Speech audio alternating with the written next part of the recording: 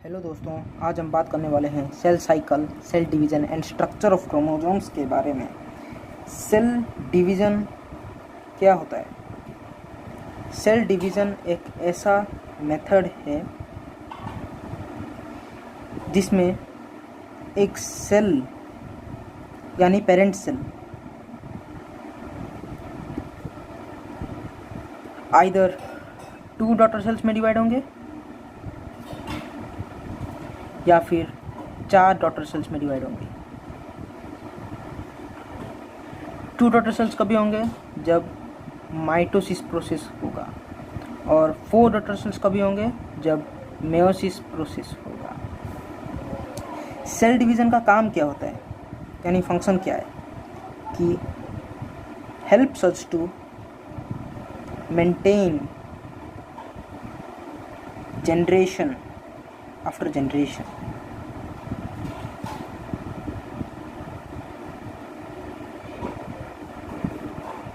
Generation after generation, यही है जिसमें जनरेशन टू जनरेशन होता है।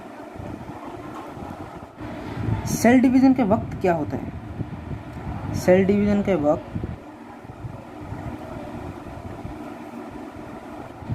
कैरेक्टर्स ट्रांसमिट होते हैं। किससे किससे? पेरेंट सेल से डॉटर सेल तक, यानी पेरेंट सेल से डॉटर सेल, यानी डॉटर सेल पेरेंट सेल से गेन करेगा in the form of genes. Genes किस में होता है? क्रोमोसोम्स। तो क्या हुआ? Characters are transmitted from parent cell to daughter cells in the form of genes which is located on chromosomes. The chromosomes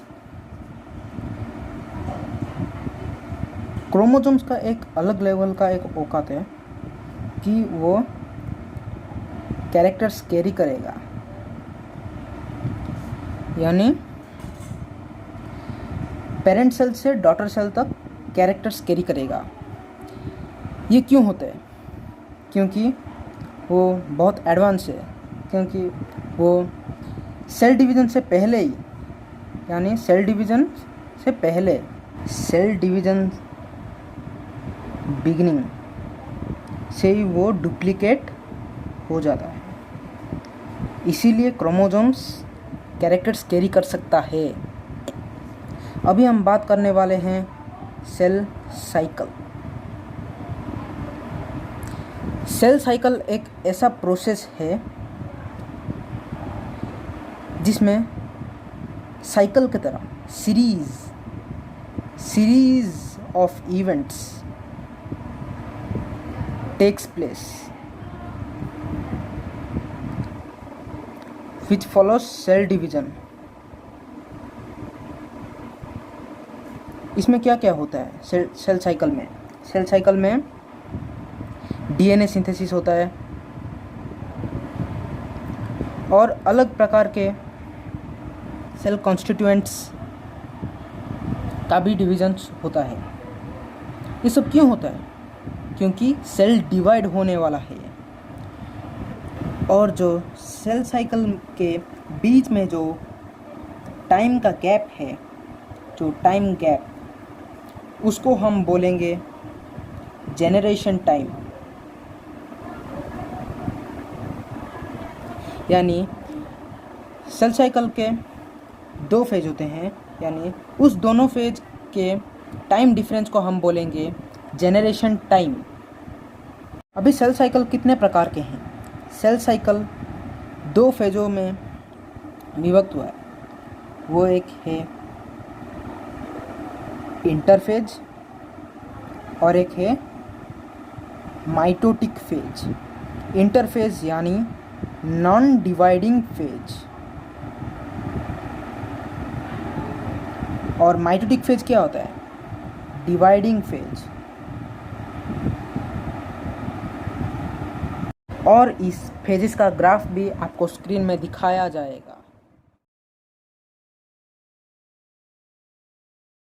अभी हम बात करने वाले हैं इंटरफेज के बारे में। इंटरफेज क्या होता है? Non dividing phase. इस फेज में क्या होता है? सेल प्रिपेयर होता है फॉर द नेक्स्ट डिवीजन।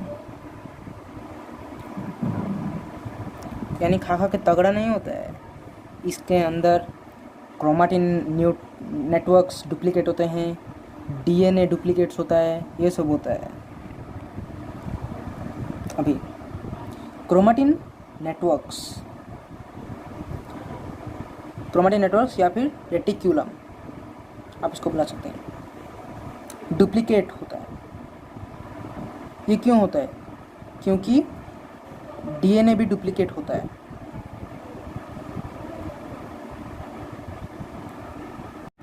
अभी इंटरफेस भी 3 फेजेस में डिवाइड्स हुए हैं। पहला है G1 फेज या फिर पोस्ट माइटोटिक फेज या फिर फर्स्ट ग्रोथ फेज।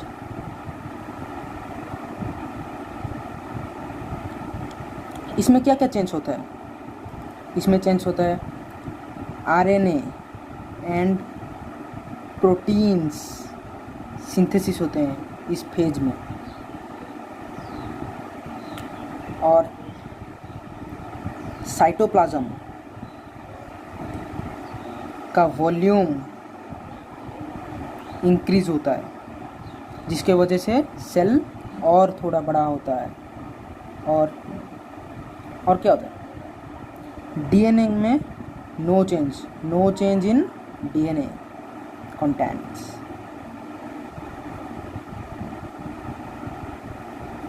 अभी हम दूसरे फेज के बारे में बात करेंगे, वो है एस फेज यानी सिंथेसिस फेज।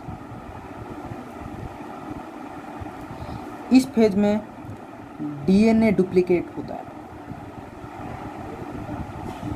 डीएनए डुप्लीकेट्स, और डीएनए के साथ क्रोमोसोम का भी डुप्लीकेट होना जरूरी है।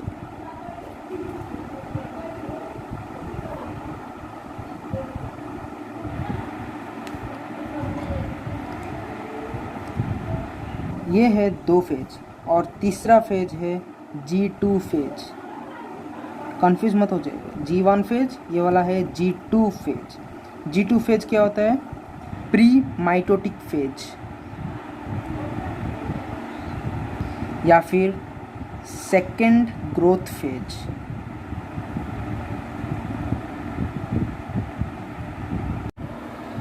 इस फेज में डीएनए का फुल स्टॉप लग जा रहा है, यानी डीएनए स्टॉप्स। क्या स्टॉप होता है? सिंथेसिस। और स्मॉलर अमाउंट्स यानी थोड़ा थोड़ा of RNA and proteins synthesis होते हैं।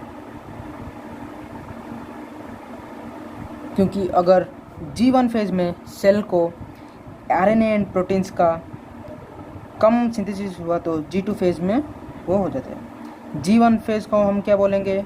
लॉन्गर फेज, और G2 फेज है शॉर्टर फेज।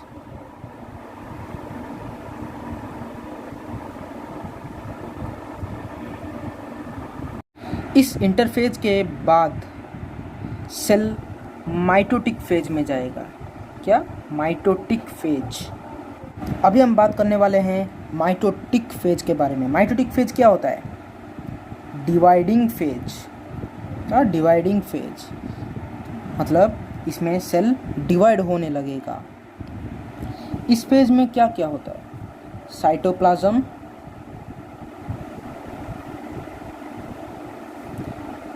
और न्यूक्लियस दोनों डिवाइड होंगे।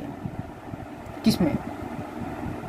Divides into 2 daughter sales. क्या? माइटोटिक फेज में साइटोप्लाज्म और न्यूक्लियस दोनों डॉटर सेल्स में डिवाइड होंगे। अभी इसके भी 4 इम्पॉर्टेंट स्टेजेस हैं। क्या क्या? प्रोफेज, पहला है प्रोफेज, मेटाफेज, एनाफेज, टेलोफेज।